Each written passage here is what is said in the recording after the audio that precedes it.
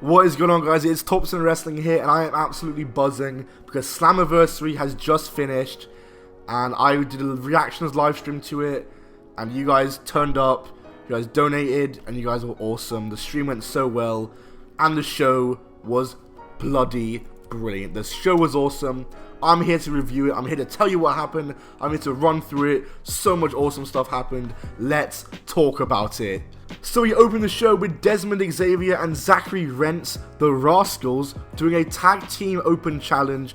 I was expecting Heath, Slater and Rhino, the Good Brothers, mainly the Good Brothers, to answer this. The Motor City Machine Guns, Alex Shelley and Chris Sabin, one of TNA's best tag teams of all time, return to the company, answer the open challenge, and if you were watching my live stream, I popped so hard. I love Shelley and Sabin. It's a well-known fact how much I love them. I rate them so much. They're in my top 10 favorite of TNA of all time, and I mocked out. I will happily admit, I will unshamefully admit that I mocked out for Motor City Machine Guns returning. I barely watched the match because I was just so invested in the live stream and just reacting, but from what I did watch, well, to say I barely watched the match, that's an understatement. I watched most of the match, and it was awesome stuff. Motor City Machine Guns have barely missed a beat, and they won the match. Impact's tag division is looking good. Next up, we had Moose versus Tommy Dreamer in an unsanctioned match for the TNA World Heavyweight Championship. This match, a lot of people I saw didn't like it, but I liked it a lot more than other people, I think. I thought it was pretty good. I liked a lot of the spots they did, especially, thumbtacks, chair spots. I'm a sucker for any kind of hardcore spot, really. I'm a big hardcore junkie. In the end, Moose wins. He slams Tommy Dreamer into the thumbtacks, hits him with a huge spear, and retains the TNA World title. No one came out to attack him after, which I was kind of expecting. I was expecting like Bully Ray or someone like that to attack, or Eric Young. We'll get onto him later, or EC3. We'll get onto him later to attack him, but no, it didn't happen. Moose retains. Decent match though.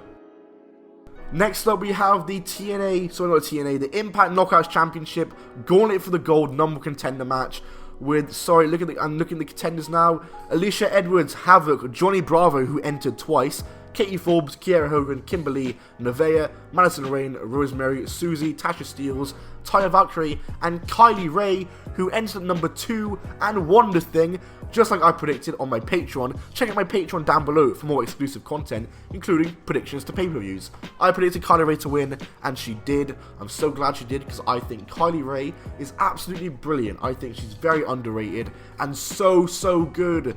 Remove her gimmick, from an in-ring standpoint, she's so good. Sadly, there weren't really any surprise entrants, but that's fine. Kylie Ray won. I'm happy.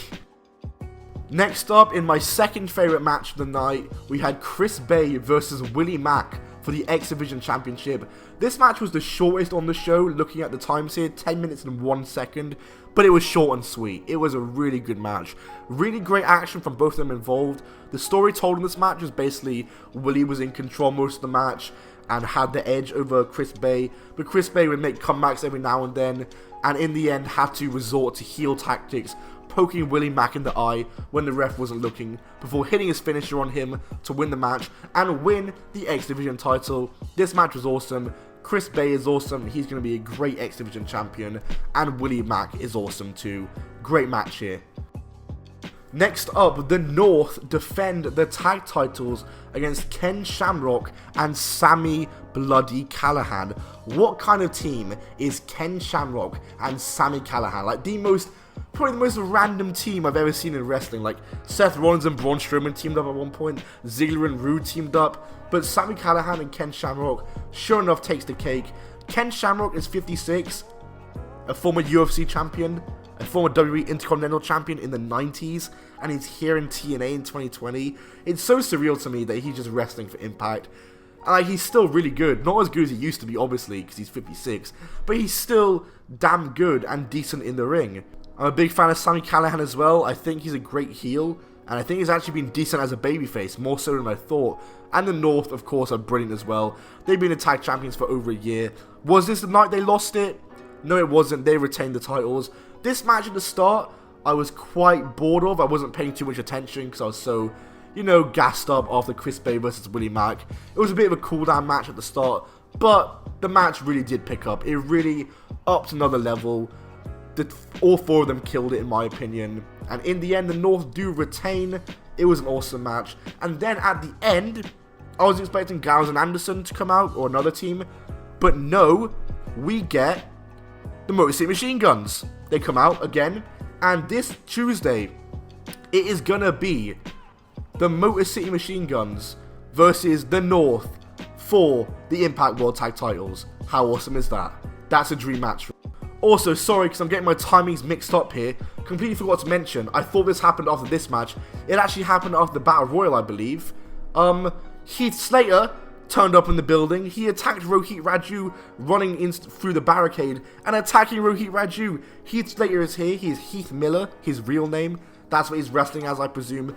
But he is here in Impact, and I think him and Rhino are going to help the tag division. He could be a single star too, but Heath Slater currently has the same gimmick in WWE, basically, where he doesn't have a job. He went backstage, saw Rhino, but was asked to leave because he's a free agent, he's not contracted, and guests aren't allowed backstage, so he's forced to leave the building. But Rhino told him, come to Impact on Tuesday, we'll work something out. So it looks like Heath Slater is once again fighting for his job. The last time he did this, it was awesome and a great storyline, so I expect nothing less. Awesome, awesome stuff. Heath Slater is here. Next up, for the Impact Knockouts Championship, in my match of the night, these 2 women delivered so much. Jordynne Grace defends against Deonna Purrazzo. This match went 15 minutes, absolutely killed it. Both of them absolutely killed it.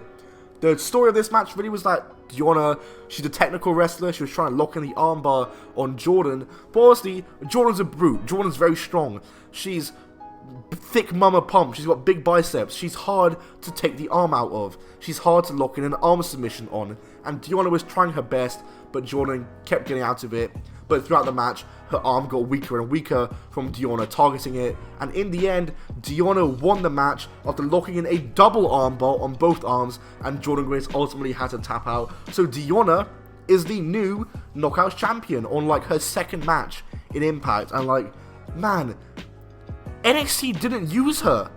And she's just had the match of the night and one of the best women's matches of the year. Impact's women's division is unreal, and I'm really excited because she's now got a match against Kylie Ray, and that match is going to be awesome. Like, there's so many possibilities they can take now with Deonna Purrazzo. Deonna, you've absolutely killed it. I'm so glad you're in Impact, and so glad you're out of the sloppy shop. And of course, shout outs to Jordynne Grace. She's brilliant. She had a good reign, good run, but I think Deonna is going to be really good with this title. But I wasn't expecting Jordynne to win, actually. I predicted Jordynne to win. This was my first prediction that I got wrong. And next up in the main event, it's a fatal 4-way, or is it, for the vacant Impact World Championship. Eddie Edwards, Ace Austin, and Trey. And who's the mystery 4th man? It's Rich Swann. Rich Swann comes down, dances to the ring. At that point, I was ready to turn off my stream. I was so annoyed. But then all of a sudden, the lights go out, a random thing appears in the Titantron, random music, and it's Eric Young, who is now the 5th man in this match. It's actually a fatal 5-way elimination match now. Eric Young comes out, he is back in Impact. Still, I was upset that it wasn't EC3, because at this point I was like, yeah, whoever wins, they're going to get attacked by Gallows and Anderson. And that's how this show is going to close, because Gallows and Anderson haven't appeared yet. The first eliminated was Trey, then Eric Young was eliminated in the shock, which means this was also a wrong prediction for me, because I predicted to win whoever the mystery man was. I predicted whoever the mystery man was is going to win, but Eric Young was eliminated second, which was a shock. He then destroyed Rich Swann's leg, which Ace Austin took advantage of, eliminated Ace Austin, and then Eddie Edwards ultimately eliminated Ace Austin, and Eddie Edwards won the match to become the new Impact World Champion. Interesting result. I like Eddie Edwards. Wasn't expecting it though. Then after the match, Ace Austin and Madman Fulton started attacking him, and I knew he was coming out. Gallows and Anderson came out, and I was like, yeah, this is how the show is going to close. No EC3, whatever. It looked as though Gallows and Anderson were going to form an alliance, with Ace Austin and Madman Fulton, not Rockstar Spud, Madman Fulton. A lot of people in the stream chat were like, oh, Aces and Eights are reforming. But no, Gallows and Anderson attacks them and raised the arm of Eddie Edwards. And it looked as though that was the end of the show. Then all of a sudden, on the Titantron, on the screen, appeared 3 in Roman numerals. A man facing a wall. He turned around, smashed a bottle, and it was EC3. EC3 is coming to Impact, and I went crazy. I really wanted him to be the 4th man in the match. When he wasn't, I was really disappointed, but him being there, it made up for it. It really did make up for it, and this show, I think, might be my pay-per-view of the year, other than Double or Nothing. This show was amazing. If I have to give the star rating to a show, 4.5 stars for this show, near perfect. Every match was good. The women's match was great, match of the night, match of the year contender. The X Division title was great. EC3, Motor City Machine Guns. I am very satisfied with this show. Thank you guys so much for watching this video. If you tuned into the live stream, thank you so much even more, because that live stream did like really great numbers and I got loads of donations and whatnot, and it really does mean a lot. I just sneezed, oh my god. Follow me on Twitter at Thompson Wrestling. Check out my Patreon down below, patreon.com/ThompsonWrestling. I feel like I spoke really fast in this video and was really hyped. That's because I love this show. I was so happy with how the stream went. And yeah, thank you guys so much for watching. I'll see you all soon. Goodbye and keep on rolling.